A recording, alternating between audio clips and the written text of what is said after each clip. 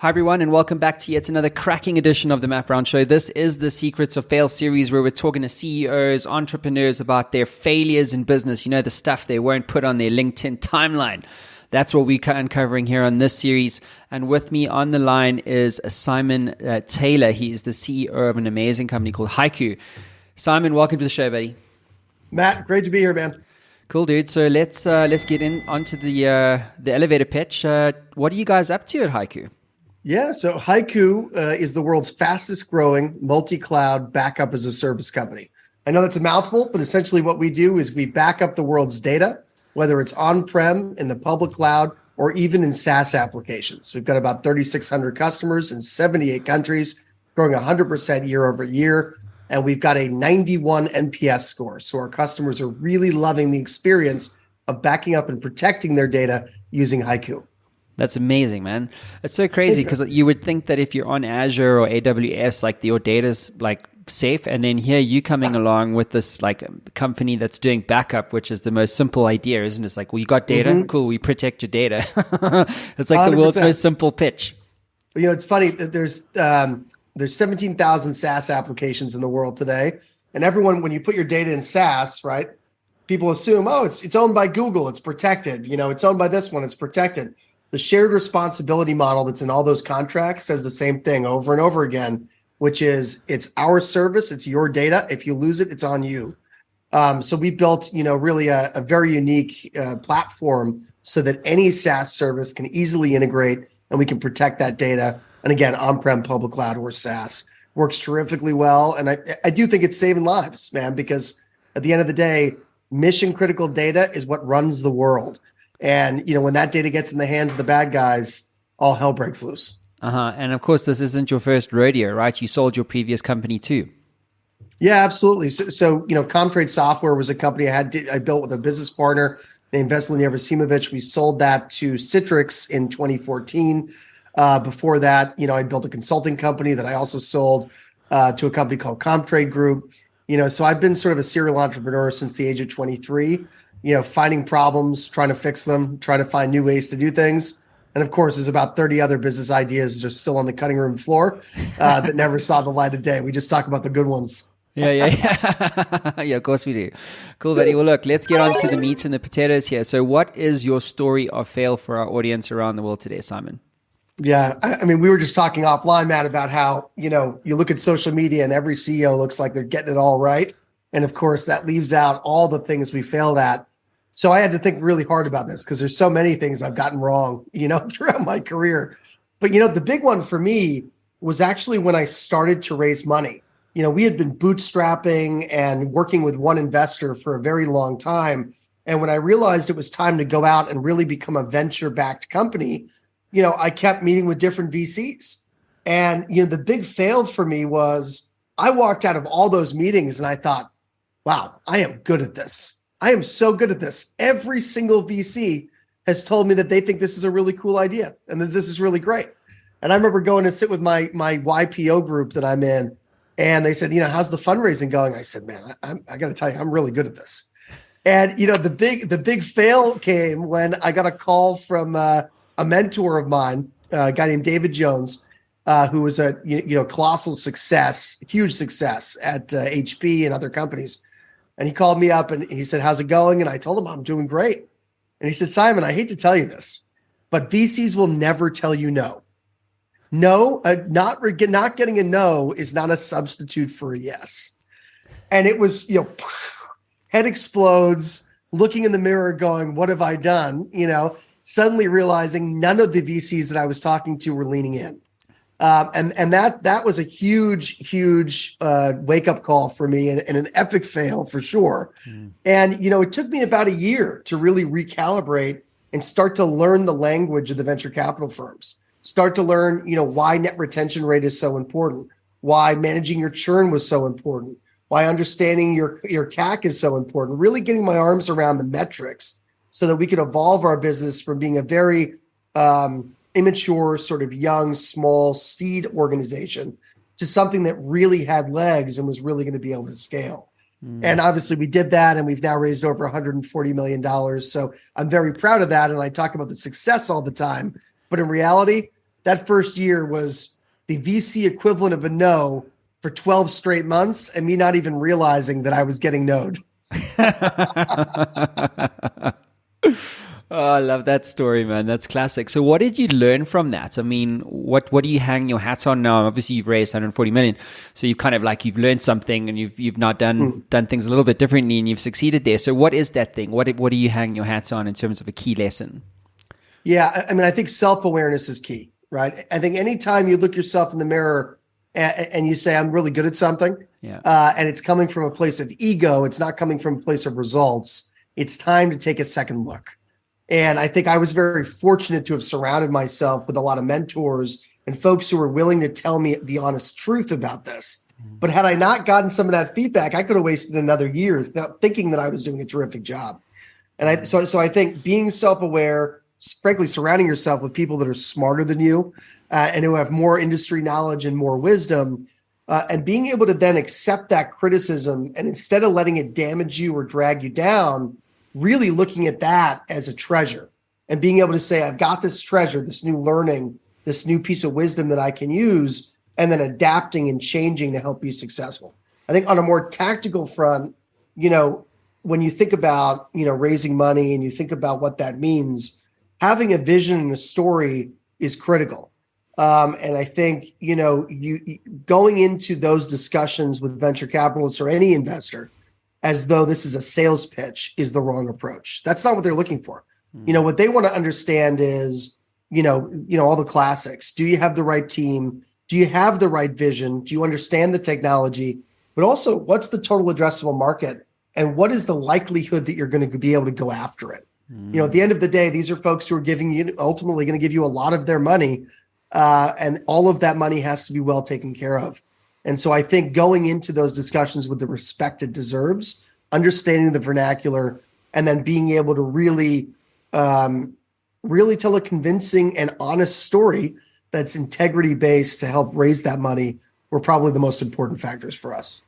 That's incredible, man. Thank you. So let's go back in time. Like, what would you do differently, Simon? Oh, so many things. But, in terms of this, I think, look, I would have spent more time learning. I think when you're an entrepreneur, you're very used to sort of thinking fast and thinking quickly and being on the edge of your seat and just jumping into things.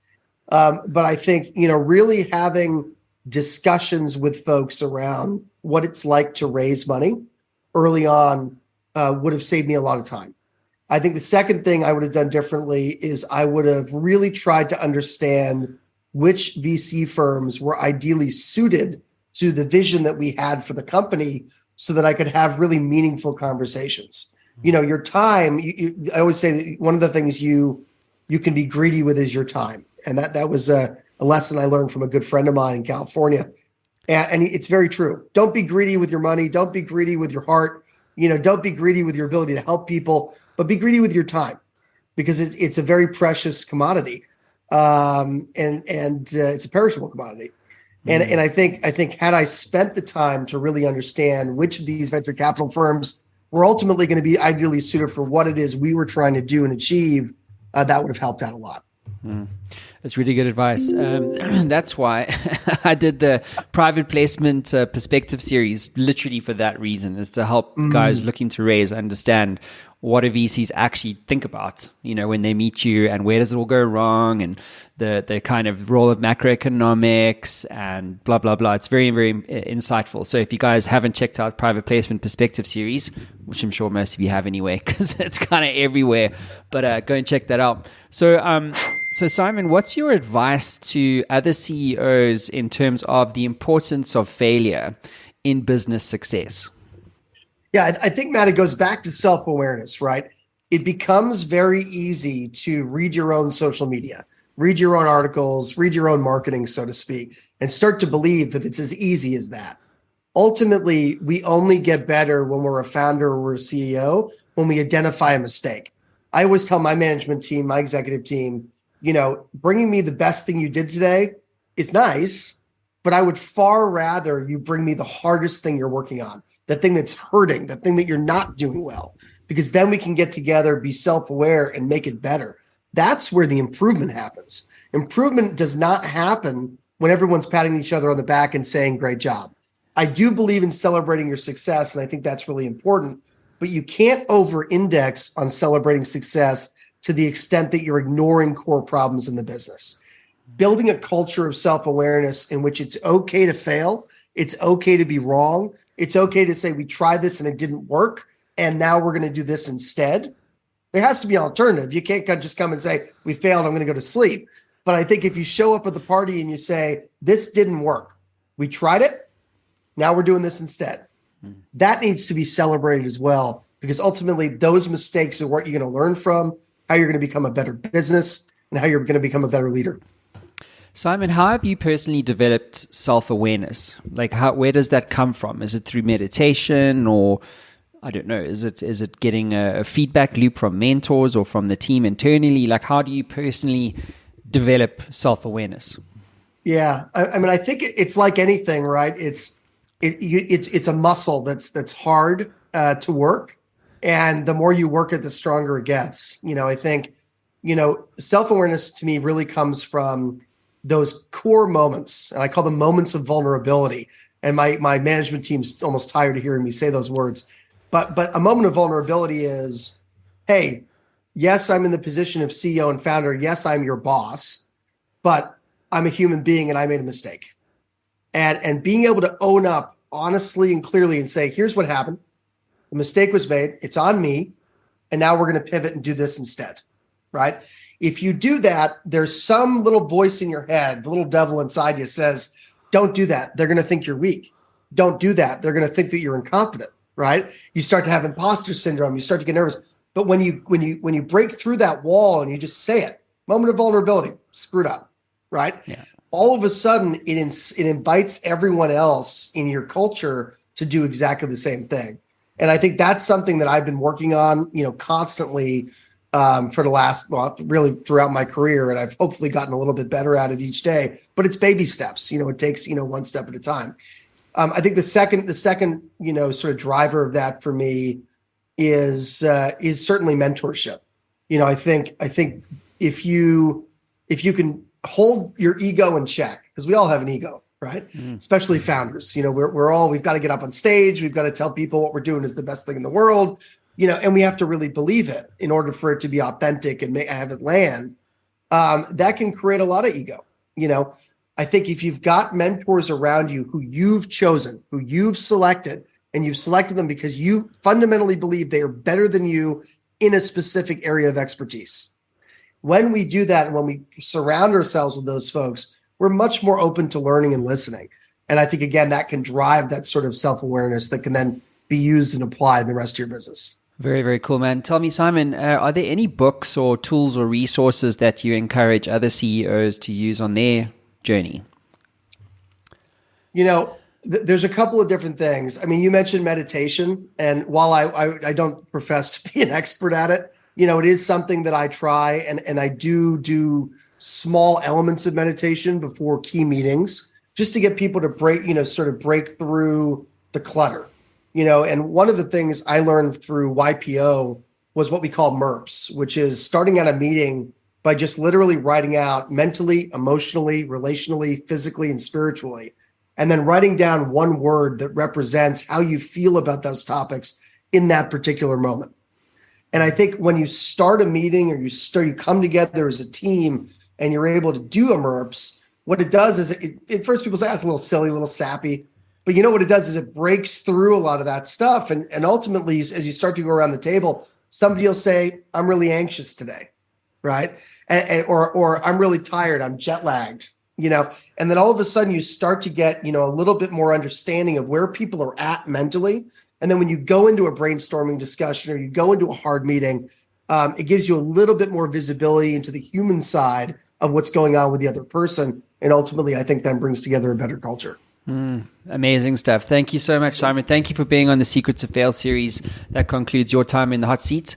And, thanks for being vulnerable, man. It's a hard thing to talk about our failure sometimes. And so I know you would have made a difference to many entrepreneurs around the world. So thank you for that. Thank you, man. I appreciate it. Great to be here. Anytime. Thanks, everyone. We'll see you all again soon.